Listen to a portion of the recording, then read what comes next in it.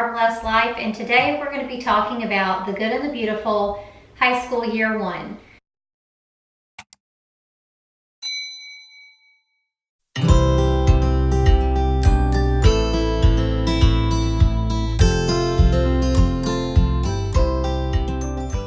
So Katie did this program last year after we pulled her out of Classical Conversations, the Challenge 1 program, and I'll put a card up here linking to a video where I explain why we're no longer doing Classical Conversations. So she did this program in the second semester. This program is meant to be spread across the year with additional reading added to it.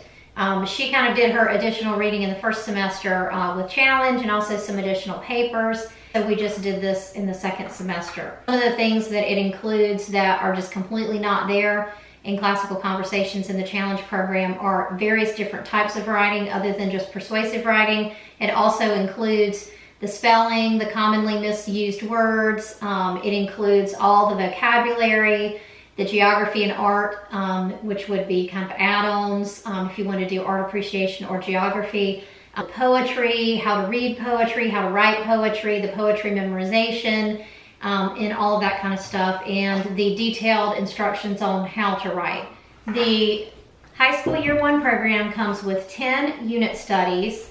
It comes with 5 novels. The novels are not included in the course. It's a separate package, or you can just buy them online at Amazon or somewhere else. It also comes with these cards.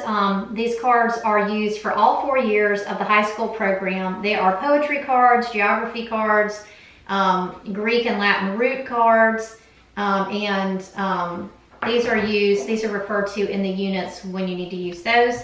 The 4th component of the program is the grammar and writing guide.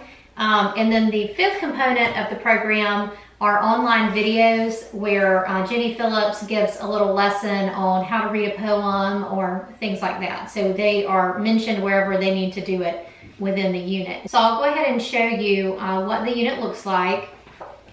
So they're glossy and sturdy. They're meant to be written in. So there's a grading sheet at the front of the unit to tell the parent how to grade. Then every unit has spelling, so it's spelling dictation. So the parent will read a sentence, the student will memorize the sentence and write down the sentence, and they're looking for proper spelling, proper grammar, proper punctuation, that kind of thing. So I found that very helpful. There's information on the author that they're reading. So this is introducing the novel Just David and talking about Eleanor Porter, who was the author of that book. Then there's a good bit of vocabulary work in each unit study. So they talk about different parts of speech, they define the words, they use the words, and that's one of my favorite things about this course. I just feel like they're touching on all the basics, really helping the student prepare for college well. They give reading assignments. They talk about how to read a novel. They use words like protagonist. They talk about different ways that suspense is created.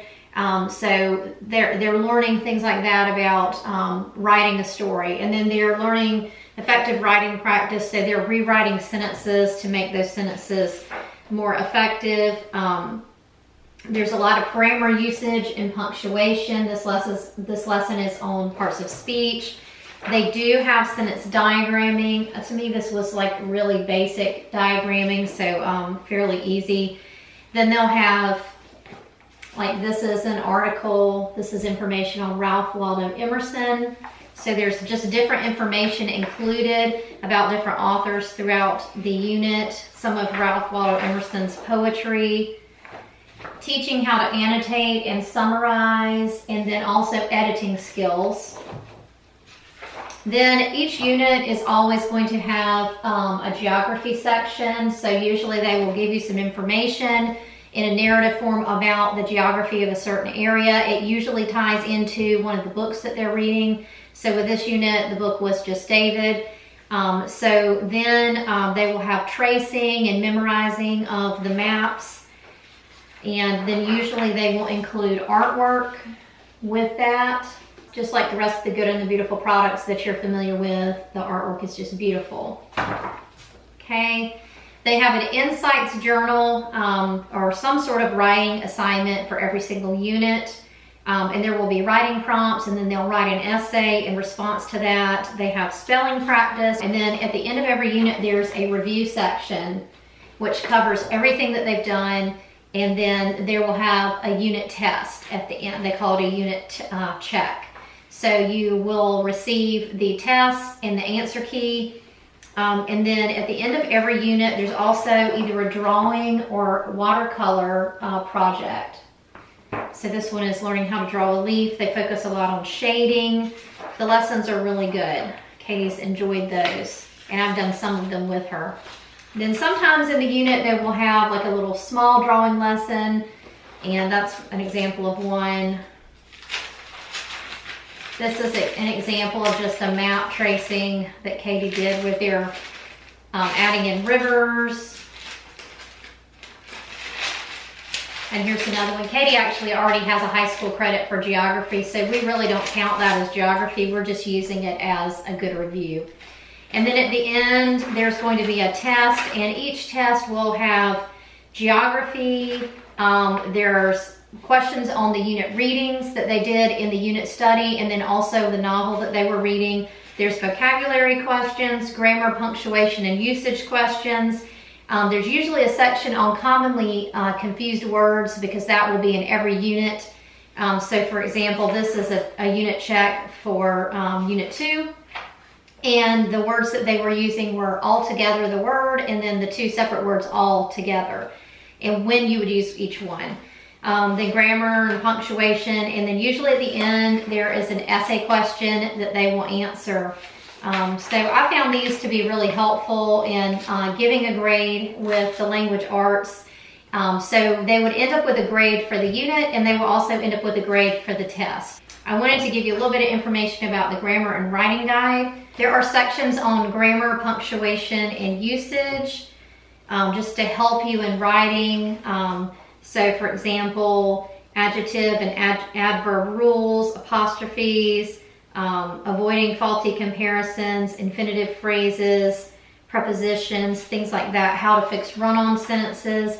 And then they have an entire section on commonly confused words, and then a section on writing, using abstract versus descriptive language, how to avoid plagiarism, how to cite sources, how to write good thesis statements, and things like that are all of the types of things that you find in here. And there are many links to videos that Jenny Phillips has created for the course all through this book. And again, this book is used for all 4 years of the high school language arts. And then these cards, like I said, these are also used for all 4 years. I just want to give you an idea of what these are. So it will talk about poetry memorization throughout each unit. Some of the units have it, some don't. So the parent would pick a poem. So this is an example of a poem, and then on the back there's sort of like a missing word where they can study the poem when they're memorizing it. You also have geography cards, and so it just depends on what unit you're doing as to which one you'll do. So this one was on South America, and you're just memorizing the countries in South America. So if your student has not had a geography course, you actually could count a credit of geography once they finish the 4 years. And in addition to that, there are Greek and Latin root cards. So they have 2 different cards. There's a front and a back for each one, and each card is for a particular year. So we really enjoyed this program. We're eagerly awaiting the release of high school year 2, which is what we'll be doing this year. I'll have a separate video that talks about what we are using for 10th grade for all of Katie's subjects, but definitely one of those will be the Good and the Beautiful high school year 2. I hope you enjoy this video. If you like it, please give it a thumbs up, and we'll see you next time. Thumbs up.